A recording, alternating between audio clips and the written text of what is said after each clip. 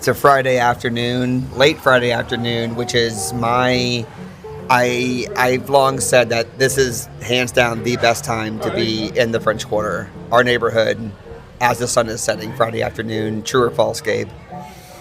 Depends on the day, but I'd say it's a pretty good bet. Yeah, I'd say your odds are pretty high on that most of the time. Yeah. Well, it's because it's like people, if you're coming to town this weekend, you're here by this time.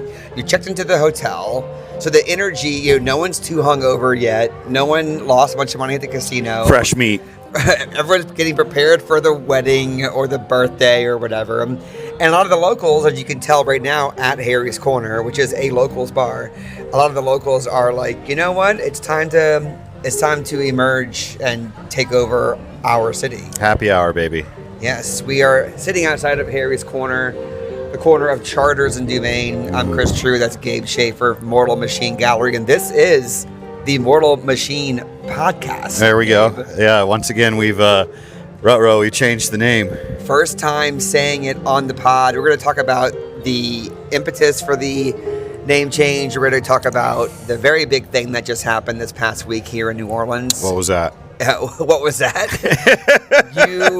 You opened a second gallery space. That just happened, didn't it? Yeah. It just happened. We're going to talk about that, the logistics of opening up a new space, how it's feeling. Also, I did my first official gallery shift. Oh, that's right. You did well, too. I want to chat about that. We were happy with that. But it's just me and you right now, and we are, I think we're celebrating, Gabe. I mean, you got your bullet and soda. I got my Campari and soda. I'm celebrating the fact that I can have a drink, freely in a location such as this. Like, my God, like how incredibly lucky we are that when we're like, it kind of like you feel that little bit of that edge because it's Friday and you've been hammering at it all week and you're ready for that damn cocktail. Well, nothing beats the fact that we get a good solid cocktail and we can sit in an energy and an atmosphere like this. Like, most folks are not going to be, they're going to be hearing this, but they not necessarily see it. But you might take some snippets or some photos or some vids or whatever. But we got a pianist across the street. We got the energy of all these folks, like you said, just got to town. They're bright-eyed and bushy-tailed and looking for vampires and ghosts and ready to get it fucking hammered and make a lot of bad choices that are going to be good memories. And then we're here with the folks that pretty much drink here almost every day. Right. When you walk by Harry's Corner, a cash only bar in the French Quarter. A lot of tours pop off over here. They meet up. They take their breaks here. But of course, a lot of locals definitely come here for the good stuff. Gabe, speaking of the good stuff, we simply must dive into what happened this week because it's Friday. It is Friday. A week ago was the grand opening of 938 Royal. Yeah. When we came back from Miami, you decided to take an opportunity that just kind of appeared out of nowhere. Yep. And you signed a lease on the second space right next door to Two leases. Yeah. Oh, yeah. Right. Yeah. Well, let's get into all that. Like, first of all, I want to hear from you what is the logistics behind the decision to get a second gallery. Wow, what a question. I mean, we were in the middle of fair mode. Things were going extremely well, as you know. I had just paid ahead the rent for January on the apartment and also the gallery. And we were on like the front end of December, so I was paying like January and the first week of December, which both my landlords, I'm sure, were thrilled about. And I got I got a text message from the landlord that we rent from at 940 within like minutes of paying him. And he said, that the space next door is becoming available in January. And then I think a few minutes after that, I got an email from my property manager letting me know that the studio apartment across the hall from the space that we've been using for where I live and for the podcast studio occasionally and for the galleries like storage and shipping and a lot of that stuff in my studio as well, that this little place became available right across the hall. So I don't know, man. Sometimes I feel like the universe, and it's delicate because I've so many times I have been guilty of my eyes exceeding my stomach. I would say that I am definitely prone to that because I'm a growing boy. I'm hungry. I want more. I want to see more. I want to experience more. I always feel like if what you're kind of like attempting or what you're believing in or what you're trying to, make into reality doesn't make you a little nervous and maybe you're not quite doing it right. So I like the idea of being a little scared and being a little nervous about, wow, well, can we do this? And I felt like at that moment when those challenges were kind of presented to us, I was like, well, shit, the thing that we're doing right now is pretty huge. So I felt like we were up to the task to take this on. And I felt like this would be a good year to get into this because if we were going to grow, I'm on like what I would say year 2 of a 5-year plan arc that I've kind of put together. And so I felt like it would be better to do this in year 2 than to wait until year 4 or 5 when the opportunities might come around, but they might not ever come around again, Yeah, and the energy of this opportunity came as a result of the energy you put into not only Scope Miami, but also in, you paid your rent, so many rents ahead of time. And like, some may say like, what's the point of that? Or why bother? And it's like, oh, when you're in New Orleans, there's plenty of reason to do that. Well, yeah. I know. But like also the fact that you did that is what resulted. Your landlord was like, hey, by the way, it seems like you're doing well. What if we did this? And a week ago it happened. It opened. So I want to talk about the actual logistics of opening up the second space. Yeah, we did that pretty hard and fast. Yeah, like I was walking by every day getting content for the Instagram and the YouTube and all that, and I was mesmerized by how quickly everything went up. And the opening party, I felt, went really well. Yeah, I liked it. Space is beautiful. What was your like initial thoughts that when the door opened for 938 Royal last week? I think that's something that I want to make an effort to be a lot more intentional about this year is taking stock of moments when I'm experiencing them as opposed to kind of being in this combination of partially a sort of a daze from all the chemistry that's going on from doing something really difficult in a really short period of time to thinking about constantly like looking at the numbers on the boards, considering, it seems like I'm always more like I always tell people now, like a lot of my anxiety now is not necessarily based off of this not knowing whether or not something's going to like actually come to fruition. It's more based off of anticipation of what the next challenge is once a challenge has kind of been met.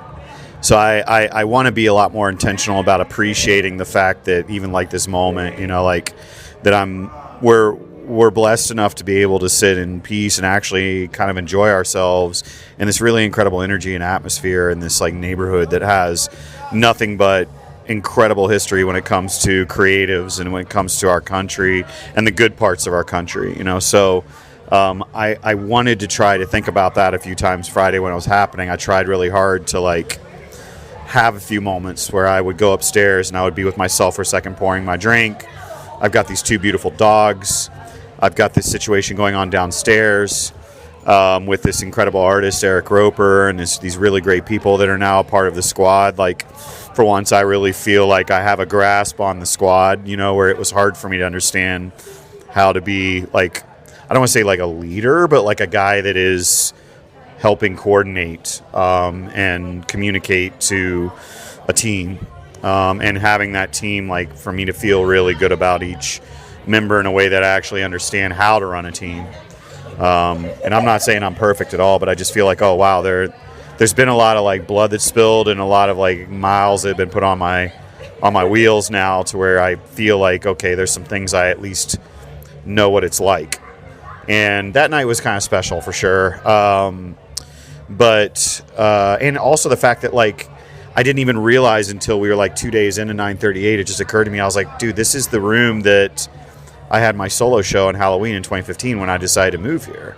That's so cool. It's like such a full circle again, I mean, 940, it's one kind of full circle considering that's where Red Truck was, and all that like wild shit in my past went down with that gallery right in that location, and then we end up just having it that the fates provided that we got that space back again. But then to then also have the space next door come into fruition like that, because really that was what I was telling. I talk to the city a lot, and when I to be clear, you talk.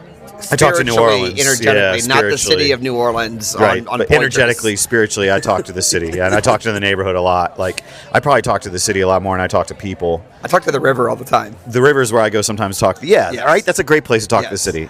Yeah, me and Damien Eccles were talking about that once, and that really struck me. That river is a great place to go talk to the city. That river's seen some shit. It definitely, and I think that it's a perfect sort of focal point to talk to the city. Yes. But sometimes I talk to the city from my balcony, and we've had some conversations, and I definitely had said, if I was going to have a second location, it would have to be directly next door, because I don't want to have to walk even a block, bro. I know that sounds ridiculous, but it actually makes a big deal to be able to just walk next door versus to have to walk a block or so to another location.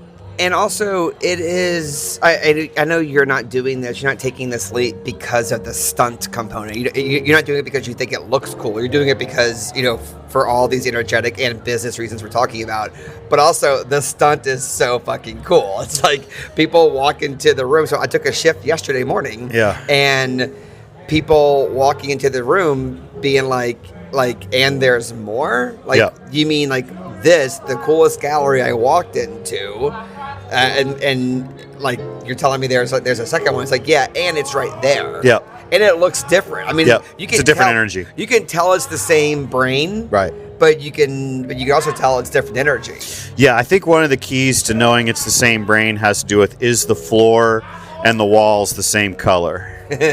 Possibly the ceiling as well. The one of the folks the fellows that was helping out, Kiwan, said at one point that he loved working for me because he knows that the room's going to be all the same color usually. Although the second, the showroom 2 and 940, that was a different story, because we've got that like weird blood-soaked gradient situation going on back there, which that was a lot of brain cells I lost on that. It's kind of 3D glasses vibes almost. I don't think it's fully intentional, nor is it like super obvious, but it's like the bright red, the really cool blue. Oh, I see what you're saying with that. Totally. Yeah. I mean, I wanted to think about it to be completely different. So, it was a consideration. And we had a few angles that we were thinking about going with that room originally tonally, but then I settled into something that's just totally from my childhood, which is one of my favorite default jewel tones, because I wanted to go jewel tones because I was thinking about this boutique hotel that I love in the city, St. Vincent. And I love staying in St. Vincent. St. Vincent's choices of jewel tones are really well executed throughout the whole fucking hotel. And I was like, I'm just going to basically hijack some St. Vincent vibes. And then when I was actually in there, I was like looking more at it's almost like I try to think about, if I was a guitarist and I was of a certain genre, the chords that genre uses, how do I find a way to just tweak that tone just enough, whether it's like a down tone or whether it's like a wild way that maybe I hold the string when you hit it. Same way with color palettes. I'm like, all right, well, how do I alter this jewel tone just a little bit? Oh, shit, this guy on this bike is one of my fucking heroes, actually. This guy be blasting like fucking Phil Collins and like Seal. And you look at him, you wouldn't know that he was a Seal fan. See? Yep. He's always on some like emotional shit. He looks like a gangster. So I was like, it was adding gray, basically, the jewel tone. And then when I added gray, because I was playing around with these jewel tones on my iPad, so I was just looking at color palettes and looking at colors, and then I added a little gray to it. And then all of a sudden it hit my brain. I was like, where have I seen that blue from before? I was like, oh shit, this is straight up 80s Batman tones. Like a very specific color that went with like Batman. And so I was like, okay, fuck it, let's go with this Batman blue. It looks incredible, and correct me if I'm wrong, but I want to take a stab at explaining to our audience what's going on with these spaces. But basically, I took to calling it the flagship, like the original location. 940, yeah. 940 is this is where, at least right now, currently, it's where like the big show is. It's where the main event, the featured artists of that month. Not only this artist, but it's gonna feature mostly this artist this month. Currently, Eric Roper. Which shout out to the other episode we have on the channel right now with Eric Roper. Oh, it's on. Well, by the time they hear this, it will be on. Sick. All right, awesome. The other room is like an elevated gift shop, which I would not use those words necessarily like to a passer's that's vibe, a fair. But it's fair. where our merch is. It's where our prints are. We got shop books. Is what I'm calling it basically. The shop. Yeah. But there's also yesterday my first shift. I started saying, the good stuff is on these walls right here. Yep. The good stuff, aka the art. Like there's still incredible art on these walls. But we also have prints, books, stickers, merch. That's all in this space. If you want to sink your teeth into the show we're featuring this month, right next door in the red room is 940. Yep. So that's basically what I was telling people. So for our audience on the podcast, they may not know exactly what the thinking is, but now you know. Now there's two different spaces, two different concepts that are very deliberately tied together. It's not that they're both foreign, but it is different.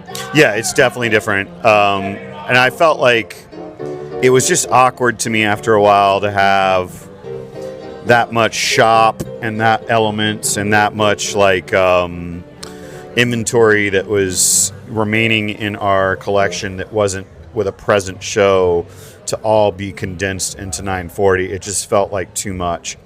And so this gives us the ability to actually have a little more intentionality with how we can really present these things. So if you want to see a floor-to-ceiling hang, you go into 938 to see what we're doing with the floor-to-ceiling hangs, because that's something that a lot of people are really familiar with from me. But then something that I really wanted to do, because I think for so long, there was this perception when it came to curation that I only knew how to do floor to ceiling, or I only knew how to do dense clusters. And the fact of the matter is that, museum style and white box hanging is actually just so rudimentary that it bored me to death. But what I want to actually do now is show folks, so that somebody actually came in that was a real like gallery person, like a gallery head in the last week, that said, this you're taking this, it looks like you're taking things more seriously by doing this. By doing the second space? By, number one, having the second space set up so that we can have that floor-to-ceiling approach, so that we can have that shop approach, and then the intentionality that is happening inside of 940 is in a different level. It's going to be more restrained, but very much still creative approaches. Because I have paid attention to the way that people arrange clusters, because salon to me is not just floor to ceiling. It's whenever you see arrangements that go beyond just a straight line hang, that have anywhere from 8 to 12 plus inches, depending upon the size of the fucking gallery, because there's these people that rent out these gigantic warehouse style spaces in LA that'll have, and I'm not talking about Think Space, I want to be very upfront about that, they're homies, but like I will see spaces in LA, they're these giant rooms, and you have this solo show that this incredible artist will produce. They'll maybe have 10 to 12 pieces, and you'll see literally multiple feet in between, like an 18 by 24 painting and a 24 by 36 painting, and it's absurd. That much space, you're saying? Yes, I find it to be offensive. I don't know anything about the inner workings of galleries. I'm learning, but even I find that offensive. Yeah, it feels very like, I have a lot of reasons why I think that exists, and and each of those is going to be dependent upon the gallery. In some cases, the gallery just needs to rent a space that big so they can have, a rent that high to launder money. In other cases, it's an institutional thing that they're actually doing, and clearly I'm not a big fan of those particular traditions. But I think that with 940, what we're going to look to do is you're going to see me doing more, either me just like, all right, you idiots want to see me hang a straight line with a chunk of inches in between, here you go, you're going to see it at 940. But then we're also going to be doing, I would say, like more creative arrangements there, meaning, because I'm seeing them do it in New York, I'm seeing them do it. I'm seeing like, oh, that's cool, that I watch. I'll say like, oh, I like the way that person put these 5 pieces, and they decide to put like this one painting that's hanging like 6 inches off the ground, and then 18 inches away there's a cluster of like 3 of them that are in this like weird formation. Like, I like to see that creativity happening in these other spaces with space in between the pieces, so that Salon is being considered in another way beyond just basic symmetrical arrangements. You know? Is it like, it doesn't seem like it's hard to be super creative in that world. So why do you think? I think it's hard to be an expert at it. Right. But my question is more like, why do people not take the chance to be creative? And because it's easier to take an idea and work with it if you see it working with someone else. That's what humanity's been doing forever. Well, of course. I guess we see that a lot in comedy too, where it's like, in every, you're a copy of a copy of every a copy. tradition. Yes. So what is that line? You want to really see the people that are doing it, who has the most arrows in their backs. Ooh, that's really good. I mean, the people have the most arrows in their backs. Yeah, are typically the ones that are doing the most interesting things because, oh my God, there's multiple reasons why they got those arrows in their backs. Dude, that is... I can't believe I've never, as someone with arrows in their back, I can't believe I've never heard that before. Yeah. Well, you know where I got that from? Where? CM Punk. Why do you think he has the fist with the arrows? That's right. That's where it comes from. Well, he said he's been pulling arrows out of his back for fucking years. Well, look, if you happen to be a new listener here for the Mortal Machine podcast, then go back in time and you will hear our very fancy conversation about pro wrestling. Stick and around. There's more to come with that, I'm sure, because let's get into it right now. Chapter 2 of this podcast. Yeah. There's actually a third Mortal Machine space opening right now. Correct. Which is this podcast. Apartment. Oh, the podcast. Well, I'm talking about the podcast. Oh, yeah. My bad. So, or a fourth, depending on how you want to look at it. Yeah. Now, the idea here is changing the names. Is that we're changing the name. I mean, the people listening, watching this right now, you see it on your feed. Yep. But you might have known us as 2 Drink Minimum. Right. This launched as 2 Drink Minimum. Yep. And a C, or maybe a tidal wave. I don't want tidal wave sounds too dramatic, but like a wave of energy that I believe has like blown through this man being Gabe Shaffer. This man's presence has led to new space, new apartment, new recording style, new staff members. Yep. And we made a decision to make our lives easier and name the podcast after the gallery. Yeah. I think there's a few reasons. I mean, you were the initial impetus for this, because when we were in Miami, I think and correct me if I'm wrong, I think you suggested it in some way or another. I did. Well, I just think that the brand Mortal Machine is so... I'm not telling you anything you don't already know in your heart or very present in your brain right now. The brand is so strong. People know what it is. It's on that list of things that people who are in the know do when they come to the city. Yeah. The people who live in the city, who feel like they know what's going on, love swinging by the gallery. People love their Mortal Machine merch. Mm-hmm. So to me, it was like, we're making this journey of building an audience on the podcast and the YouTube. We're just playing on a difficult setting when we could make it a little bit easier on ourselves. Yeah, and there's another thing too, which is that I think that I don't ever really want to have. Now, granted, and this is the first time I think that I've ever actually verbalized this. There are a couple of other entities in the world that utilize the term Mortal Machine. Sure. But none of them being an art gallery. But it's not the same dense level of folks that I saw whenever I would look at the term 2 Drink Minimum. So I think on the one hand, it's very important to me that whatever identity that I have creatively that I affiliate myself with, that it has some kind of very distinct nature to it.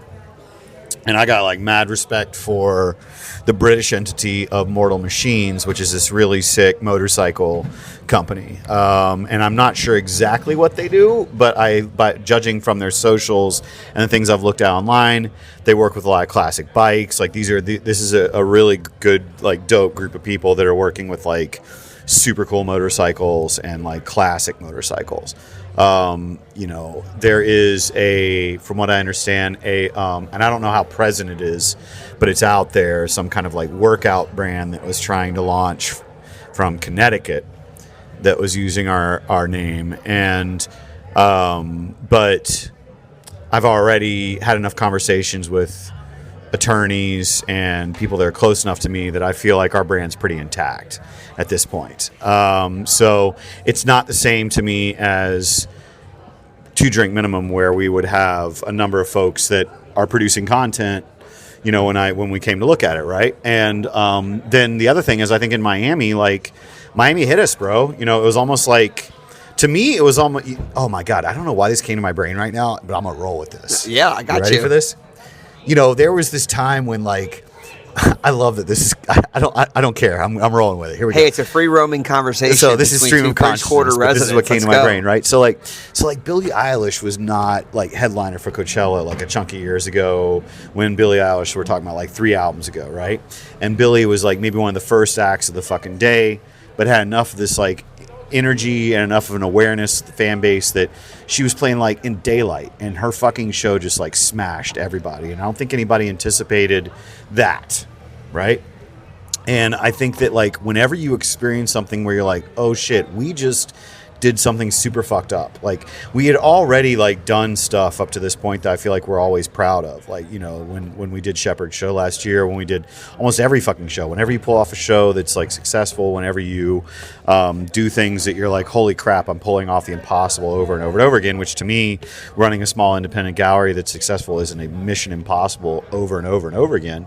But then Miami this year to me was like, I don't want to say like life altering, but it was very much like kind of paradigm shifting for me in my brain, where all of a sudden I was like, oh shit, we actually like need to do this, not just because we care about ourselves, but because the industry needs us to be doing this right now, because everyone else is on their back foot or they're like terrified, and we were the only people like that were willing to run towards the explosion, and it clearly is like working for us. Yeah. So I think that that's the other reason to lean into it, right? Is because we realize like, oh, this name just gained even more of a feeling of power from what just happened in Miami. So I feel like honoring that name and honoring this energy that it represents, because I think I was actually telling people, bro, before Miami this last year, that I thought about killing Mortal Machine last year. You were mentioning that in the Airbnb in Miami. And because I thought it would be cool, because I don't like to see things like, whenever I think of these things that I love, like Death Row Records, or when Trent Reznor had Nothing Records, or Def Jam, or like all this stuff, it's like they either become one thing or the other, right? They either die and collapse because of controversy and something awful that somebody does inside of it, or they completely get diluted and then they're no longer as like cool as they were when they really were like super present. And I never really want to feel that way about Mortal, unless someone pays me like $5 to $10 million. Right. And then maybe I'll think about it. Be careful how you say that. I mean, we're sitting in the open space here in the French Quarter. Unless someone gives me $5 to $10 million, then I might feel okay about seeing it not be as cool anymore. But like a vampire spirit's gonna walk up and buy the company. But I really was thinking about it, because I was like, man, everything that has happened up to this point, I still feel really like very much like it's still very visceral. It's still very like from a place that's fighting, that's authentic. And I don't ever want this thing to ever lose that feeling of caring and authenticity and being really close to the like real core narrative of what's actually happening with the lineage of not just like this neighborhood, this city, but also the art forms outside of here that we sort of interact with. Yeah, well, Gabe, all of this, I think it's so interesting that your response to this feeling has been to like double the space, up the production on content, hire more people, and it's like, whereas like before you were like, I'm gonna kill this thing, not I'm gonna kill, but like I'm a Gemini, bear in mind. But then yes, yeah. and then the flip side is like, what if we went deeper? Well, it's like a message from God I got in Miami. Yeah, and here we are. And for those of you that are at home, I'm not weirdo right wing when I say that. I just mean like this energy that speaks to me, that has been speaking to me forever through art, told me what to do in Miami. Yeah, and here we are, and I'm sure we have a lot more to say about the rebrand, or it's actually not even a rebrand. It's like retro. It's like we are like literally rebranding the podcast, but it's not with a new brand. The whole point of this is you're building out the universe, the Mortal Machine universe. Yeah, and the weight of the gravitational pull is pulling everything to it. Right. Yeah. And so with that being said, if you're not already on our socials, go there and hit the follow button and all that, because there is an uptick in content happening over there as well. Yep. There's going to be more things on the YouTube page, not exclusively the podcast. There will be other content on the YouTube page. Mm-hmm. We really are like fleshing out the entire universe. Yeah. And there's a lot of things to bring to life this year. And it's very, very exciting. And for those of y'all out there who give a damn about your birth charts and the stars and the sky and all that shit, just know that right around, I didn't tell you this yet, but right around the time we started doing all this, the universe was like, excellent time to launch things, excellent time to start a new project. Yeah. Literally, it was last Friday, January 8th, 9th, whenever it was. Like that, yeah. It was that day, was like, this is the day to launch something. Oh, was This it? is the day, yes. I don't doubt that. Which was the same day that 938 Royal opened, which was the same day that, well, right around the same time period when, like, I was like more officially signed on with what you're doing, and all these things. How was your first shift? I mean, it was only a shift, so it's not like that crazy to talk about yet. You've only worked like 5 hours so far, but like you did really well, buddy, for a dead day, the first half of the day. Yeah, Thursday really impressed. Thursday morning, a 4-hour shift. I almost am wondering if you should be teaching people about sales. Yeah. Well, I'm not kidding. I do. I mean, I teach improv classes. It's really impressive, because your engagement with people is really, really impressive. Well, I'll tell you, you and Morgan have such different approaches, but you both are so engaging with people. Yeah. Well, I tell you, one of the things I did on Thursday is, so many people were in town for a concert. Like 7 of the first 8 customers who came in were like, we're in town for I don't even remember who it was. Mm-hmm. Someone who I had not heard of. Mm-hmm. No offense.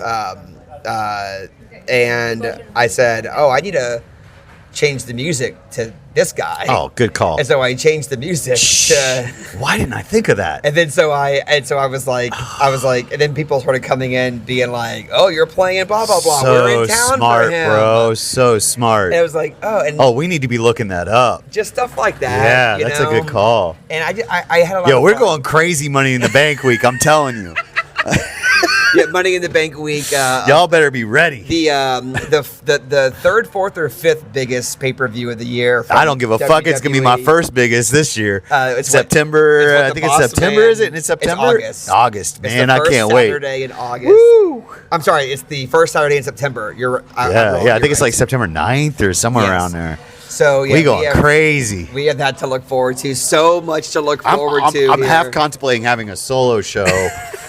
That Thursday, because I don't want to fuck with Friday SmackDown, because we're probably gonna get SmackDown, probably gonna get Raw. Bitch, we up in all them. Well, the thing that I didn't mean to get so. I get really excited about my wrestling, y'all. I'm sorry. The thing that we pounded the table. The thing that we are in the process of manifesting and making reality is me marrying Liv Morgan. Well, not exactly.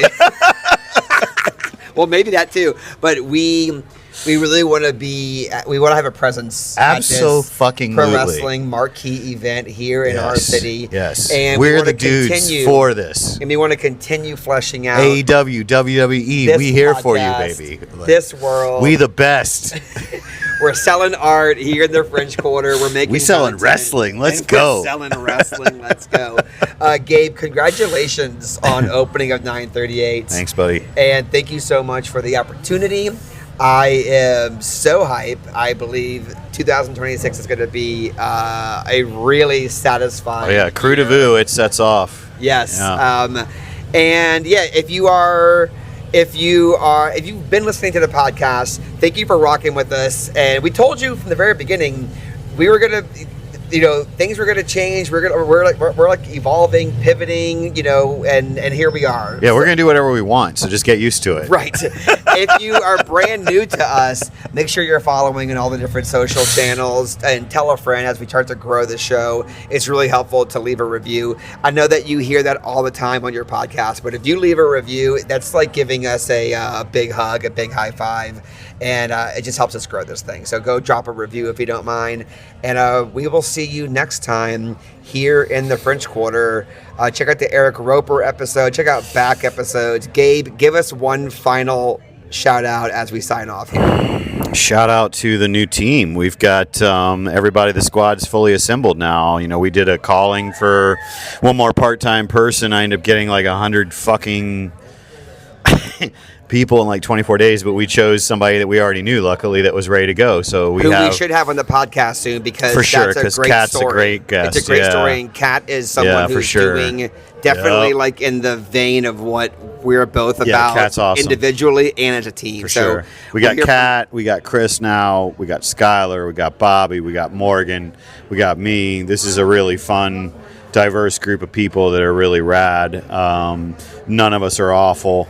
That I'm pretty sure, and I'm the worst. Two of us have arrows in our backs. Yeah, I'm good with that, and for sure. It looks good. But yeah, baby, I'm ready to rumble. Let's we're like 2 weeks out from fucking the tipping point for Mardi Gras, and I'm ready to go. Incredible. Thank you for listening to the Mortal Machine podcast. We'll see y'all next time.